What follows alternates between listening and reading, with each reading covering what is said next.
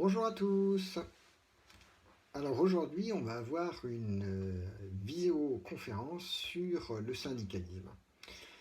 C'est une visioconférence qui me fait très plaisir de faire parce que c'est un sujet sérieux qui est au centre de notre vie professionnelle et finalement, il n'y a personne qui vous parle du syndicalisme.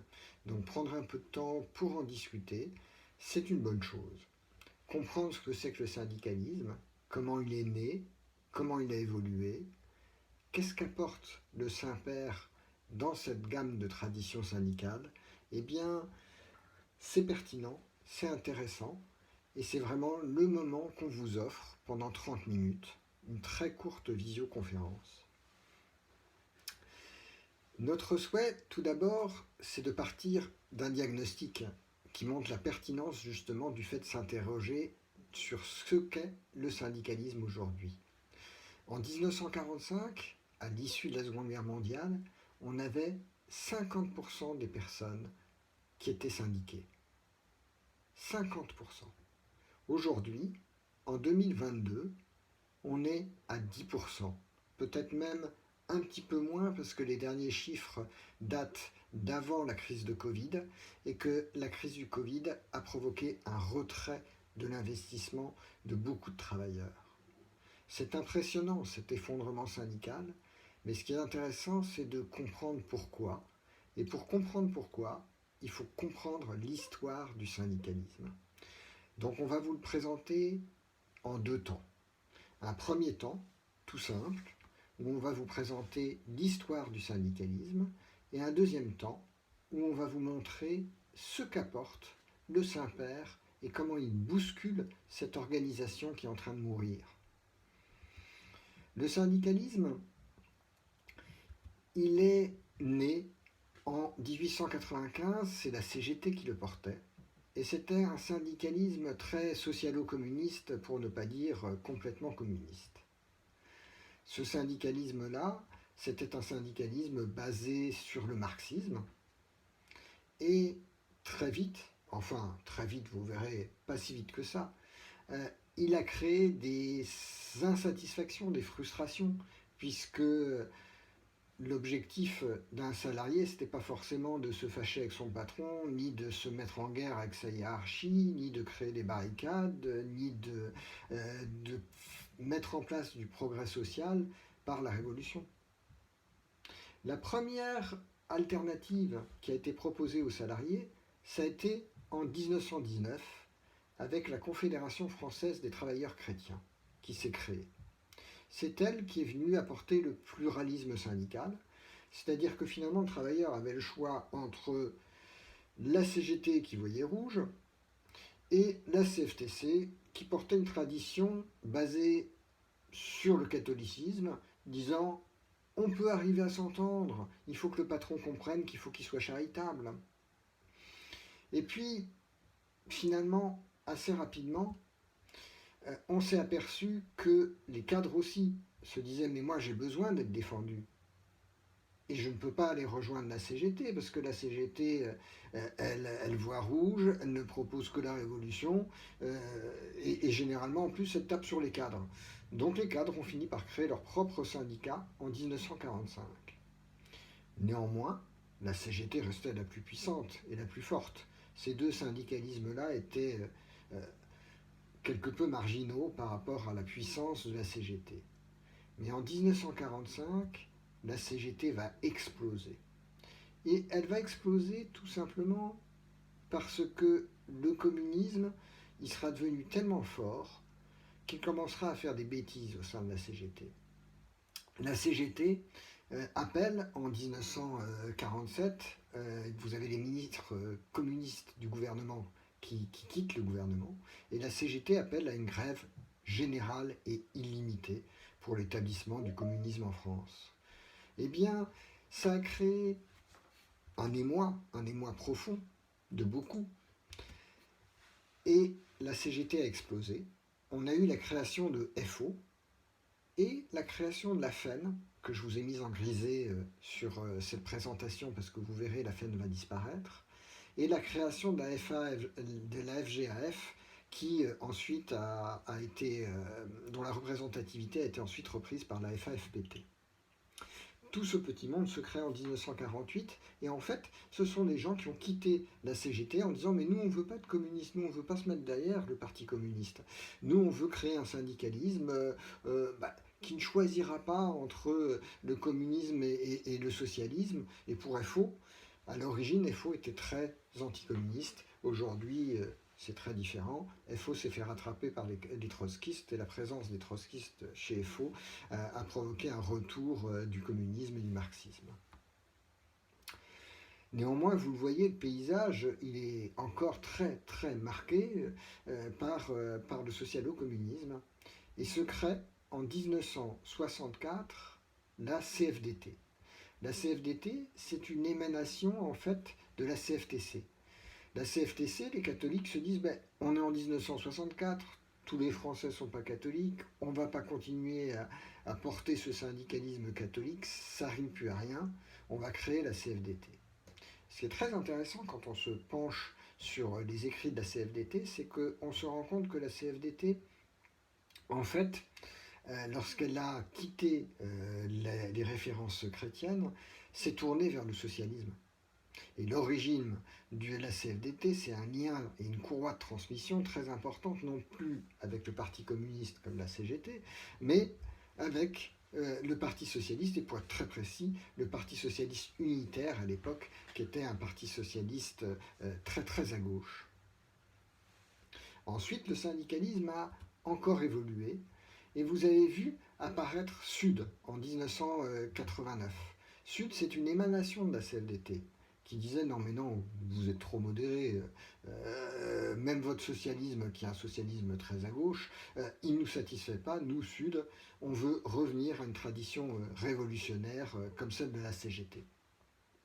Vous commencez mieux à comprendre pourquoi il y a une mosaïque de syndicalisme et vous comprenez que l'origine, c'était vraiment le positionnement face au communisme. Ensuite, en 1993, c'est là où on revient sur le grisé de la FEN qui s'était émancipée de la CGT en disant je ne serai ni socialiste ni communiste, la FEN a décidé de se scinder en deux et vous avez eu la FSU et l'UNSA qui se sont créés. La FSU unitaire et plutôt communiste et l'UNSA plutôt socialiste. Et ils ont finalement fait leur choix, alors que la FEN disait et se drapait dans le fait nous ne choisirons pas entre le communisme et le socialisme, nous quittons la CGT qui a choisi le communisme. En fait, la FEN s'explose et se crée et se morcelle en FSU et UNSA. Si vous prenez le temps de regarder tout cet historique, finalement, tout le syndicalisme, à l'exception notable de la CFTC et de la CGC, mais on y reviendra, tout le syndicalisme est socialo-communiste, ce qui est quand même quelque peu perturbant. Il a fallu attendre 1995 pour que le Saint-Père apporte enfin une tradition différente, libre, émancipée, contre tous les extrémismes, en disant nous voulons créer un syndicalisme qui soit apolitique. Et ce syndicalisme, il ne se revendique pas de la charte d'Amiens. La charte d'Amiens, c'est une charte communiste vis-à-vis de laquelle tous les syndicats que vous voyez ici soulignés en rouge ou en rosé se revendiquent. La CGT, bien évidemment, FO, la FEN, FPT, la CFDT, Sud, FSU, UNSA, tous se revendiquent de la charte d'Amiens et donc quelque part se voient comme des révolutionnaires, puisque cette charte est profondément communiste. Et d'ailleurs la CFDT n'a retiré de ses statuts sa référence à l'anticapitalisme simplement que très récemment, dans les années 2000. Donc ces syndicats sont profondément trempés dans le communisme. À l'exception de deux, la CFTC, mais elle est assez insatisfaisante pour ceux qui veulent embrasser très largement les revendications des salariés, parce que la CFTC se revendique de la doctrine sociale de l'Église. Et puis de surcroît, la CFTC n'est pas libérale. Et moi, j'ai pu observer, en siégeant justement à différentes instances nationales, une radicalisation de la CFTC de ce fait, qui parfois a des positions plus extrémistes que la CGT. C'est très très étonnant. La CFE-CGC, elle est catégorielle. Je défends les cadres que les cadres. C'est insatisfaisant pour un travailleur, parce que tous les travailleurs ne sont pas tous cadres. Donc, si vous n'êtes pas inspiré par la doctrine sociale de l'Église ni cadre, ben finalement, vous n'avez que des syndicats socialo-communistes, sauf le Saint-Père. Or, la difficulté, c'est que l'attachement aux valeurs de la République et à la laïcité, on est beaucoup à les aimer.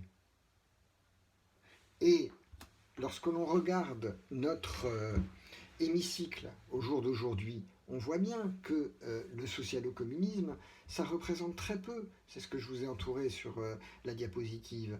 Les socialo-communistes, la France insoumise, les communistes, la nouvelle gauche, c'est rien dans l'hémicycle. Et pourquoi tous les autres ne devraient pas être représentés syndicalement?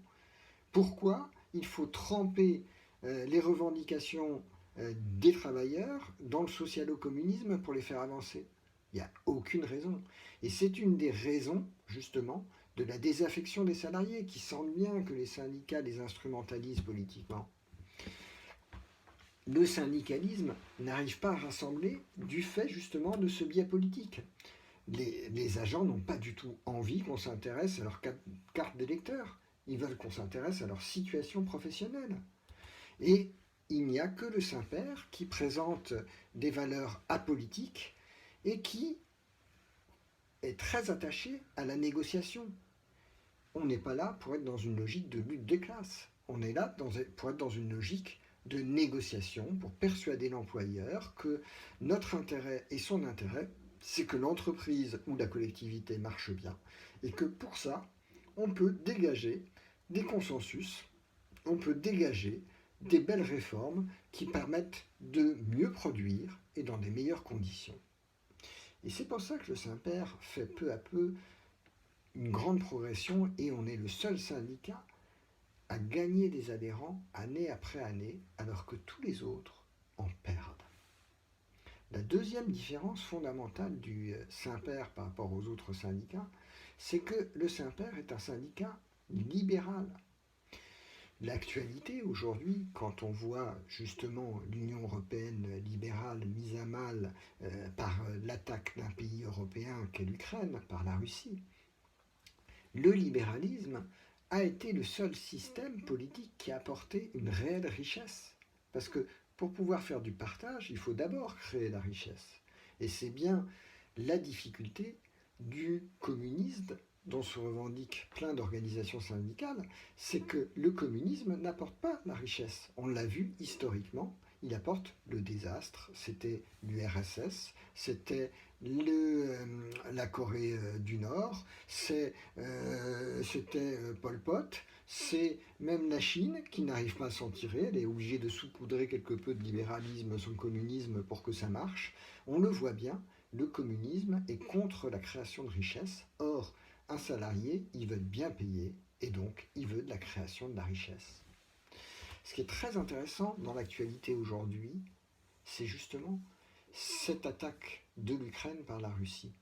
Pour la première fois dans l'histoire de l'humanité, vous avez tous les pays du doux commerce, tous les pays de l'Union européenne qui disent non mais nous, on ne va pas laisser le petit se faire attaquer par la Russie.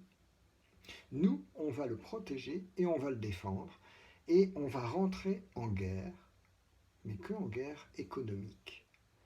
Et on va voir justement si cette alternative pacifique à la guerre conventionnelle va être efficace ou pas. Toute l'histoire, jusqu'à présent, toutes les guerres économiques qu'on a faites n'ont pas réellement marché. Là, ça va être une guerre économique d'une ampleur inédite. Pourquoi ? Parce que le libéralisme a fait que la planète, maintenant, est connectée. Tout le monde dépend de tout le monde. Donc quand il y en a qui sont passage dans la cour de récréation et qui vont au coin, comme ça va être le cas pour la Russie, eh bien, ils vont déguster. Est-ce que vous savez qu'aujourd'hui, la Russie a un PIB qui s'est réduit autant qu'au au moment de la crise de 2008, vous savez, la fameuse crise où il y avait l'effondrement du Dow Jones et où il y avait une vraie crise boursière, et ben, simplement par les mesures prises par l'Union européenne, la Russie est dans cet état de délabrement. Et je vais vous dire une petite chose. Si on arrive pacifiquement à faire reculer la Russie, eh bien l'humanité aura trouvé une solution pacifique, sans créer de nouvelles guerres, pour faire se tenir à carreau les pays qui ne respecteraient pas les autres. Donc on va voir ce que ça va donner. Ensuite, la deuxième chose, c'est que le libéralisme, c'est aussi la négociation, c'est les marchands, c'est la capacité d'inventer des nouveaux droits, de se battre pour la liberté, pour la vie au travail. Concrètement, ça se traduit comment? Eh bien, le Saint-Père est le seul syndicat sur toute l'offre syndicale que vous avez à être pour le compte épargne-temps, pour la prime au mérite. Nous, on veut créer un espace où il y a du bien-être, et le bien-être, c'est aussi la reconnaissance de sa valeur professionnelle. C'est aussi la capacité à pouvoir utiliser ses congés comme on veut, les mettre dans un compte épargne-temps, le voir être monétarisé. C'est ça le libéralisme. Et c'est pour ça qu'on est fondamentalement différent de toutes les organisations syndicales. Le Saint-Père, il est pacifique, européen et libéral, et vous voyez ce slogan aujourd'hui, à l'heure où la Russie a envahi l'Ukraine et où tous les pays pacifiques de l'Union européenne se disent non mais il faut qu'on s'unisse, il faut qu'on renforce l'Europe, il faut qu'on utilise le libéralisme pour faire entendre raison à la Russie, eh bien cela montre que notre syndicalisme est très innovant. On ne veut pas de la haine, on ne veut pas des extrémismes, on veut vivre ensemble et en paix.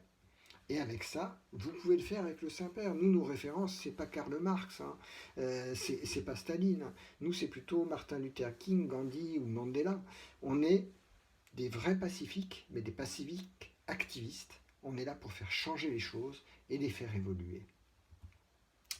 Alors, le syndicalisme, c'est aussi vous qui le faites. Et aujourd'hui, on va avoir cette année 2022, en décembre, des élections professionnelles. Donc, pensez à nous rejoindre. Pensez à aider à voir se développer ce syndicalisme libéral. Je vais vous dire le fond de mon cœur. Aujourd'hui, les gens modérés n'osent plus défendre justement les valeurs de la République et ces valeurs de savoir vivre ensemble. On n'entend que brailler les extrémistes.